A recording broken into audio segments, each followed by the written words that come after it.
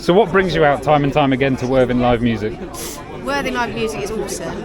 The great thing about Worthing is that we've got a hotbed of local creativity, which not many people know about, although it's growing, the scene is growing.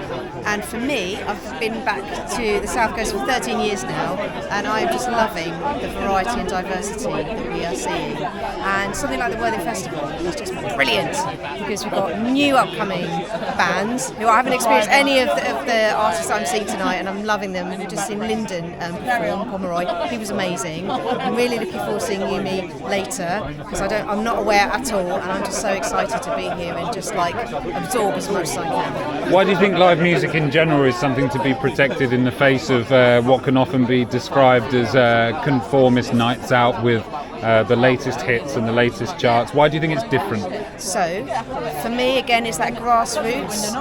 We all know Brexit has had a horrific effect on our musical artists going outside. The UK is absolutely known for its creativity, especially its music. And so it's so important to, enjoy it because you know it's going to be good because of our heritage, cultural, musical heritage for sure, but also just to see new things as well. And it's so important to keep that going despite all the nonsense that's happened politically, to keep it going, keep it breathing, keep it alive. So we must support it whatever we can, wherever we can.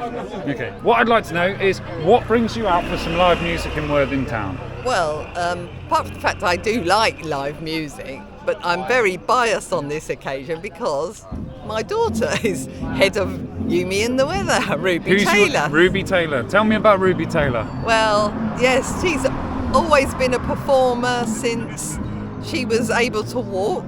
She somehow arranged everyone who happened to be in the room at the time to sort of look at me, and I'll do a little bit of a show of some sort. And by 10, maybe 8, I think, she just picked up a guitar and sort of knew what to do with it. And then when she was about 11, we saw her at this sort of local high school thing, rock concert, and I was like, wow, that's my daughter. She did a Bon Jovi Living on a Prayer solo, and then she was singing some songs that apparently she wrote, and I was like, when did she write them? And apparently in her bedroom while I was busy in the kitchen. Yeah.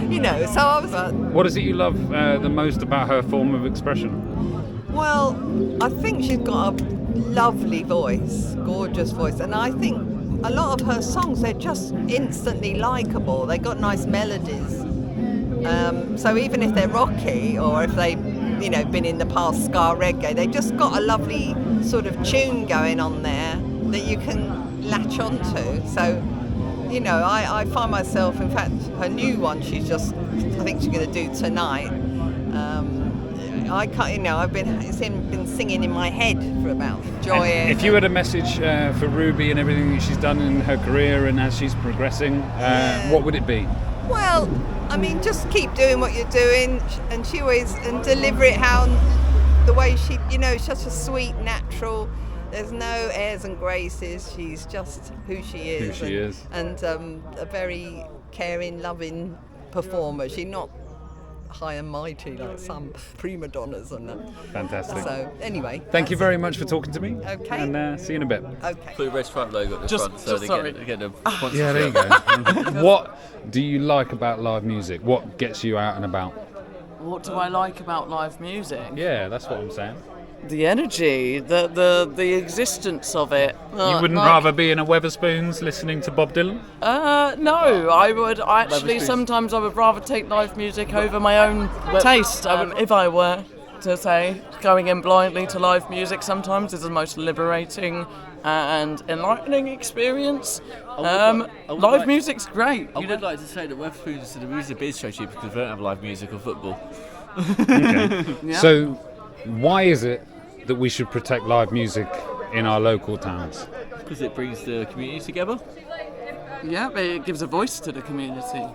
It brings people together and it gives them a voice at the same time. So local songwriters bringing their emotions and their feelings and their life experiences to the stage is something that cannot be replaced And it helps those small elsewhere. artists. I feel like I'm putting words in your mouth. No, but I feel like that. it's too. where small artists start. I would say Yes. that. I But agree. it's also where all small artists sometimes you've got to start to reach bigger as well. You've got to start somewhere, and you're not going to get straight up on the big stage or whatever. You've got to prove yourself. Right. And if once the local community says like, you know what, you're banging, you will go places. Also, scientifically, sound frequencies, the way that they react with human psyche, with the way that we mentally respond, it's good for us. Live, you don't know what to expect. You see a band, you don't know what's coming, and that keeps you engaged, and that's a positive thing for your brain. And it is for everyone else there, and you come and you enjoy it at the same time, and that's a sense of community. No, but I haven't been out for a Chat gig more in what is it? Well, too many years, to be honest. But you know what? I actually am enjoying it more than I thought I'd realise. I was trying to basically stay at home, be a social recluse, but sometimes you just got to get out. Yeah. Yeah, totally. Do you feel like when you come to these events, you come into contact with more people that you know or less people that you know by accident? Or do you find yourself pre-planning evenings in order to be able to see the social circles that you're looking for? So sometimes it's good to meet new people, and if you don't go out, you'll never do that. I find I do all of those things. I go in blindly, or I plan a gig, or somebody books me a ticket, or all of those things. So at an event like tonight, which is very homegrown, the community is very, I don't want to say the word DIY. old school ironically, but do you enjoy coming and seeing faces from the past that perhaps are supporting the same gigs that you enjoyed many years ago? It's interesting to see, but it feels like everyone knows everyone sort of here. It's like everyone's saying hello to each other. It's nice to see that, because I think modern society, where everyone's so sort of split up, and it's good to see that everyone's sort of saying, oh, I haven't seen you in fucking 10 years or something, but it's still back to normal, everything's the same. I think I'd like to add, even if you don't personally feel that connection to it, because you don't have that connection, you can still feel the nostalgia from others. You can still catch on to the sense of nostalgia, and that's something. Brilliant. Thank you very much for speaking to me, and we'll see you again. Tell me, are you happy to be playing in Worthing?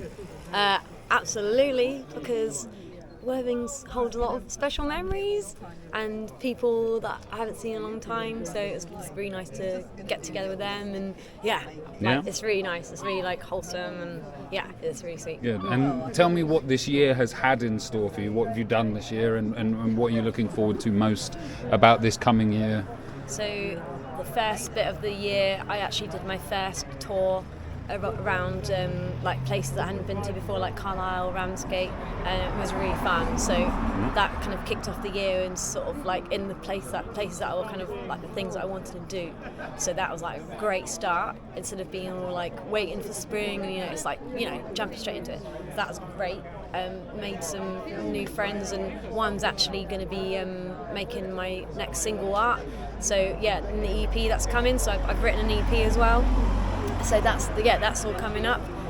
Doing another tour at the end of the year, which is my first 10-day tour. Where are you going? Tell me the dates. Tell me where you're going to be. Oh God, off the top of my head, it's going to be we're going to Edinburgh, I think somewhere near Sheffield, Bristol, London, Brighton. There's Northern tour, some places I never even heard of, Yeah. So we're going there. Excellent, fantastic. Wherever that is, So. And any messages to fans, the people that support you from the backgrounds that don't necessarily come out? What message would you send to everybody that listens to your music and loves everything that you put out? Just thank you for just listening, really, and taking the time out of your life to listen to my music, and I'm glad you like it. And that's it, really.